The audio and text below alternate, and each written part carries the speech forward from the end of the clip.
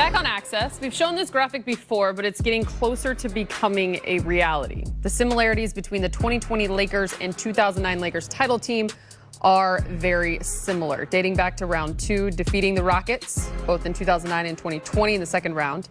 Conference finals, of course, both defeated the Nuggets. Won an NBA championship against Orlando in 2009 in Orlando. An NBA championship being played here in 2020 in Orlando. Again, Kobe Bryant won his 4th ring in 2009. LeBron James chasing his 4th ring. Great stuff. Here in 2020. After helping the Lakers advance to the finals, LeBron James spoke about continuing to honor the life and legacy of Kobe Bryant. Every time you put on purple and gold, you think about his legacy, you think about him and what he meant to this franchise for 20 plus years. And what he stood for, both on the floor and off the floor. What he demanded out of his teammates, what he demanded out of himself. We have some similarities in that sense.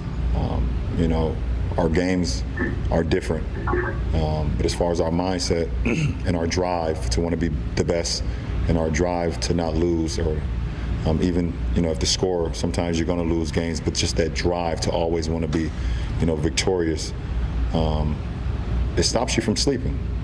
And sometimes you put certain things, you sacrifice a lot of things. You sacrifice your family at times because you're so driven to be, so great that other things fall by the wayside at times. So I understand that. I'm one of the few that can understand the mindset that he played with and the journey from high school to the NBA. It's just a thing that that I carry with me. Like I said, every time I decide at one point in that locker room before the game when I throw that jersey on. Chilling. Lakers Heat Game 1 is set for Wednesday. We know that. But first, we want to look back at the top plays from the Purple and Gold versus the Heat this season, and it feels like it was forever ago. So, the NBA Finals are set with Game 1 tipping off on Wednesday. Lakers took out the Blazers, Rockets, and Nuggets on their way to the finals, while the Heat knocked off the Indiana Pacers, Milwaukee Bucks, and the Boston Celtics. Now for more, Lakers GM Rob Pelinka joined Alan Sliwa on ESPN LA 710 and discussed the impact LeBron and AD have had for the Lakers in the bubble environment.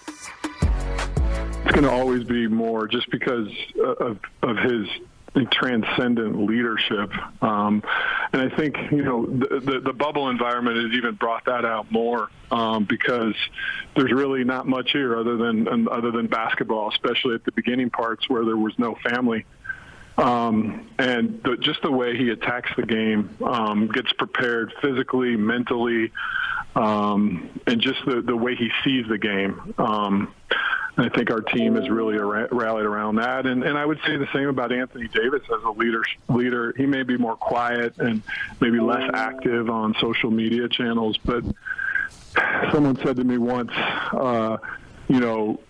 quiet waters run deep. And, that's AD in terms of there's just such a depth of understanding to the game. He's a 6'11" guard. He's got incredible footwork, the ability to find guys when they double team him, of course, protect the rim and rebound. And his leadership has been great, too. So both players have been beyond our wildest expectations. All right, diving back into this series, the matchup to watch in your series X Factor. We're going to start first with the matchup to watch. BK, I like this one because they're not wearing uniforms. You're going Eric Spoelstra versus Frank Vogel. I am, because, so much attention is going to be paid to Bam and, Jimmy Butler and LeBron and Bam and AD and all that. I'm fascinated by the coaching matchup here because I think at this point, a lot of people might argue that Eric Spoelstra is the best coach in the NBA. Maybe it's Nick Nurse, maybe it's still Pop, whatever it is, but Spo is right in that conversation. And Frank Vogel's impact on this team, the way he's guided the Lakers through the year, the way he's been able to create the kind of flexibility you've seen in their lineups by doing all the stuff he did in the regular season and cultivating that flexibility. He's done a spectacular job with the Lakers group this year.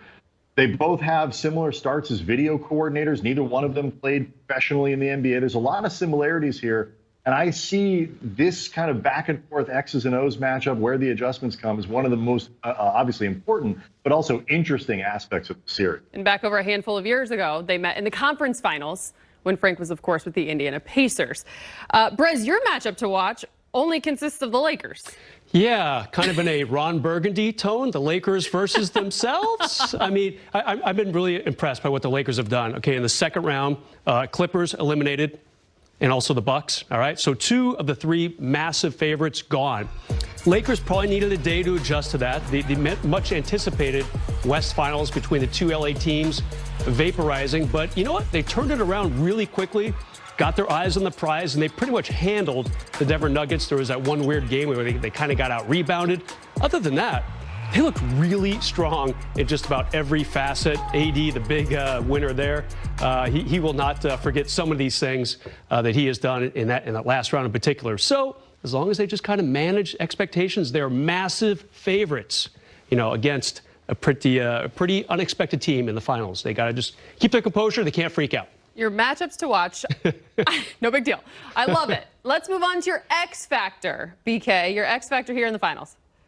Oh, for me, I'm looking at with the Lakers, I'm looking at Rajon Rondo, because one thing that the Miami Heat do really well, they switch on a lot of stuff, they zone up really well, and they play good defense. That's actually, I guess, 3 things. But yeah, anyway, it's good. The Lakers, when Rondo plays well, have a different dynamic, and it gives them other options for creating offense, particularly in half court, particularly in transition, that that expand their ability to score. And we've seen when the Lakers get bogged down, it's because they get mucky in the half court. They can't figure out where to get a good shot and all that. And if you allow Eric Spoelstra and a good defensive team to load up on LeBron as the sole playmaker for the Lakers, I think you could run into a little bit of trouble there. When Rondo has been good, he opens up the floor for the Lakers. Plus, he's shooting 44% from 3, which is better than anybody on the team. So they need his shooting, and they need him to move the ball around. His IQ, because as you just described as why Eric Spoelstra is so prominent in this league, you have to have someone that can go up against that. Mm-hmm. And Rajon Rondo provides that from an IQ standpoint as well. Brez, for you, your Lakers X Factor is? KCP. Been talking about him a lot ever since the team returned to the bubble. Gonna do it one last time. To me, he's the guy. If you go back to his seeding games, not very strong for KCP. Not very good in the playoff opener way back when. 0 for 9, his worst shooting night ever in his 7-year career. Ever since then, though, Allie, he's been really, really strong for this team, shooting almost 50% from three-point range if you discard and throw out that first game against Portland.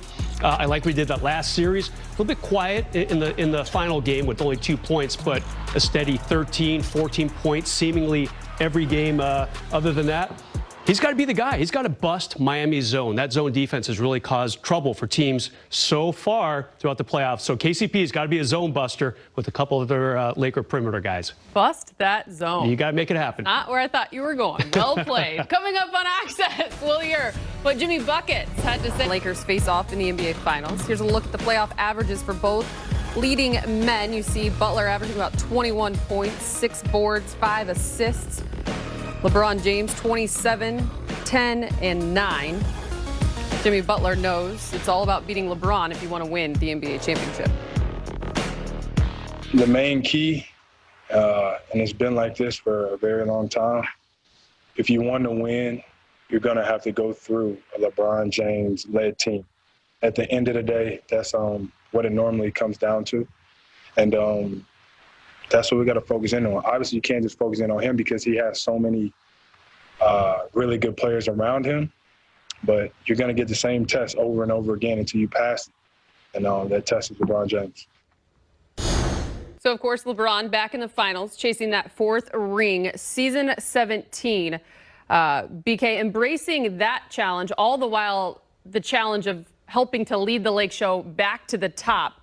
What have you been impressed with so far as it comes to this postseason run for LeBron? Oh, I mean, all of it. I mean, it's hard to. I mean, you saw what happened in the 4th quarter of Game 5 against Denver in terms of LeBron deciding that there would not be a Game 6. He talked about it afterwards, like, I am as desperate to get out of a series as another team is to stay in it. That is 17 years of understanding what it means. 9 out of the last 10 finals now. That's all the understanding that comes from this experience and knowing how valuable every minute off the court can be. It just, the precision with which he plays, the drive with which he plays, his ability to help Anthony Davis get to this place where he has been so tremendous throughout the playoffs, to lead his team under these circumstances. This is for a guy who's had this many moments in the finals and so many rings and all that. I don't think it's overstating it to say, even with that win against Golden State, this could go down as his most impressive title if the Lakers can get it. That's very well said. Yeah, that's strong. That's strong. I mean, the thing I like about LeBron, if you look at the big picture, I mean, this is his second year at the Laker franchise. I mean, it's still, presumably so new for him. I mean, it's a quick turnaround for him. I like how he took this job, so to speak, with no one really on the team except a bunch of young, unproven players almost 2 years ago. Obviously, getting AD about a year ago, that kind of helped things along a little bit. But I think that the thing about him in these playoffs, he's done it so many different ways. I mean, like I mentioned earlier, he closed out Denver with a ton of mid-range points in that fourth quarter where he was just going off with 16 points. Closeout game against Houston, I think he had 4 threes, so he kind of stuck it to them from deep. And, just doing so many different things, whether it's attacking the basket or flinging that ball 80 feet to a wide open AD as he's getting down there for an easy deuce. Just so many ways he has punctured so many different teams. Can't forget LeBron's defense either. It's been top-notch in the playoffs. You guys just both did a great job of breaking down the challenge in itself that he has managed and handled so far. But just another element to add to this, again, as he's chasing his 4th ring, I think it's been such an awesome story, BK, because he's now going to have to do that up against the team that he learned how to win his first ring with. Yeah, I mean, there's a whole lot of circle of life going on in this series. When you put it all together. I want to sing the song. Don't let this stop you. What he has managed to accomplish in terms of again keeping this group together, with the subplots now with Pat Riley in there, and that breakup didn't go really well, with Riley kind of questioning LeBron's manhood for wanting to leave and go somewhere else, and even Riley kind of admitted afterwards he might have misplayed that. So there is a little bit of that there. I can't imagine how intense it would have been, guys, though, if he hadn't gone back to Cleveland in between. Like if this was Miami and then straight to the Lakers, it would be bonkers right now. But even then, there's still an element of that kind of, who wants a little bit of revenge here? Does anybody want revenge? Is that part of this story? I'm not sure. I just want to dive into the other story that has been developing, because how great LeBron has been. How about the stepbrothers, Brennan and Dale? Because they're going to have to be just as great here in the finals. But I like the story that is coming out of this with AD I'm picturing and these guys right now in the bubble. They got their little twin beds. They're kind of sleeping in the same room, putting together a little prestige worldwide. I mean, whatever it takes to keep doing this thing. I mean, it's been fun to watch. And it looked good on paper last year when they got Anthony Davis, all right? You have one of the best rebounder shot blockers of the last 7 or 8 years in Anthony Davis. And you couple him with a guy who does his own damage in the paint, but can also pass, hit some deep threes like that one, and is obviously a proven winner, unlike AD, who, if you just go by the book, he'd only been to the second round a couple times in his career. Doesn't look like it right now. AD looks like a grizzled vet out there. He looks very calm and cool, and LeBron is definitely helping him along that path. Let's tease fill in the blank again. Brownie points for whoever can fill in the blank. I'm Brennan. I'm Dale, but you have to call me Dragon. And you have to call me... Probably... Nighthawk. You have to call me Nighthawk. Oh, well done. This You is two are probably not the the time where I stepbrothers. point out I have never actually seen that movie. Never seen it. Oh, I know. And as much as I want to bury you for that, I can't, because I've only seen it once, and it's probably last week. Allie, I think you've only seen like 3 movies in your life. I know, right? Moving on. LeBron, career in the finals. Guys, let's check out these numbers. They're pretty impressive. 49 games, which is 7th. Points, 2nd all-time. Field goals made, 3rd all-time. 3-point field goals made, 2nd. 5th in rebounds. Not bad. Not bad at all. While LeBron has proven to be a playoff performer, having just checked out those dominating stats, Anthony Davis is well into his first taste, all the while doing it with the Lake Show. So before we put last series like moment the Brow had in Game 2 of the Western Conference Finals versus the Nuggets. This is a second half team, right? We say over and over again, this is a second half team that we come out with more energy than they do in the 3rd quarter. Despite head coach Frank Vogel's warning, the Lakers would not be able to prevent a second-half Denver surge. Dozier downloading Jokic. Caruso single covering Jokic. Now they get it out to Murray by himself at the three-point line, and he buries it easily. 4-point game. Denver can retake the lead for the first time since it was 12-10 if they score here. Murray dribbling. Goes right down Main Street, lays it up, in, and Denver has the lead. Well done around AD's defense. Tough shot. Look, they're a second half team. This is not supposed to be easy. We got to work harder on the defensive end. We got to get out of scramble situations, handle their run, make our move. Late in the fourth quarter, with the outcome in the balance, both teams would lean on their superstars, resulting in a playoff duel for the ages. 1:10 remaining. All right, Lakers lead by 4. Murray to Jokic. Three-pointer by Jokic. Huge shot by Nikola Jokic. It's a 1-point game. Wow. Lakers 100. Denver 99. Now Murray with 5 to shoot. Murray behind his back. 2 to shoot, 1 to shoot. KCP partially blocks it, and they tip it in. Jokic tipped the shot in out of the air, and Denver leads 101-100. Here comes Anthony Davis down the middle, scores. Lakers 102, Denver 101, timeout Denver. 26 seconds left. Ball into Jokic, being guarded by Anthony Davis. He dribbles to the middle of the paint, throws it up over AD and scores. Denver 103, Lakers 102. Trailing with only 2.1 seconds remaining and looking for a last-minute miracle, the ball would end up in the hands of their talented big man. All right, let's see what the Lakers come up with. Rondo to inbound it, 2.1 to go. Here we go for the game. Denver 103, Lakers 102. Rondo brings in Anthony Davis, 3 for the win.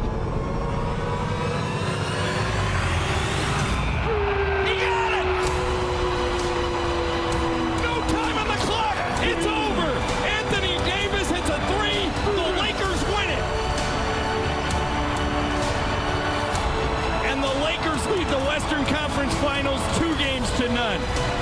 People talk about never been in this moment, pressure. Am I ready for it? I want to take those shots. If you're gonna live with me, die with me shooting the last, game-winning shots, and I made it. This is what they brought me here for. I made big-time plays, and now we got 2 more.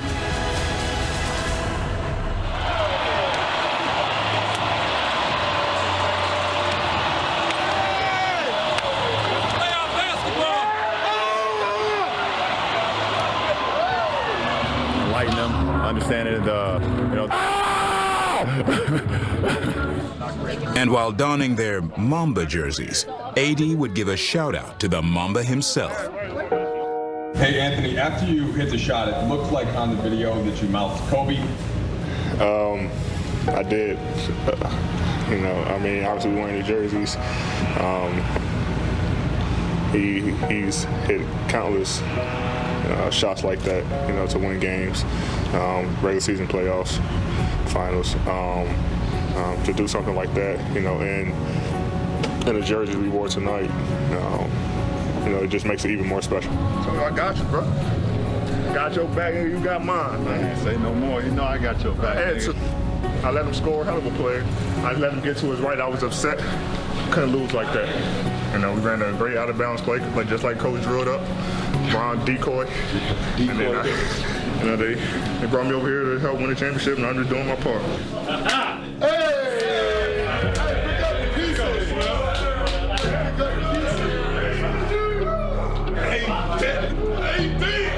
That was nothing but a good old-fashioned Western Conference playoff slugfest. For sure. Slugfest, culminating in what you can only call a Mamba shot. That was Mamba right there. Yeah, Mamba mentality. Big-time shot, AD. Look, we still got work to do. This is a really good basketball team. Let's keep our head down, focused on the work, one step at a time. Yeah, let's get to the next one. Here we go.